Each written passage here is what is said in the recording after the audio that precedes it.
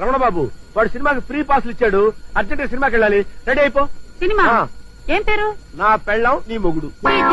అదేం సినిమా అండి? నేను దేవుడి సినిమాకి అయితేనే వస్తా. కామాక్షి పెళ్ళయి 6 సంవత్సరాలైంది, ఇంతవరకు శ్రీకృష్ణలీలు, స్వామి అయ్యప్ప మహిమ, భక్త తుకారాం ఇలాంటి భక్తి సినిమాలకు వెళ్ళాం గానీ ఒక సోషల్ సినిమాకి వెళ్ళావా? ఇవాళ సినిమాకి వెళ్ళకపోతే నా పరువు పోతుంది, నువ్వు రెడీ అయిపో. తప్పదంటారా? తప్పదు కామాక్షి. మరి మరి ఏంటి మరి? పట్టు చీర కావాలా, చెవులకు లోలాకలు కావాలా, నల్ల పూసల కొలుసు కావాలా చెప్పు.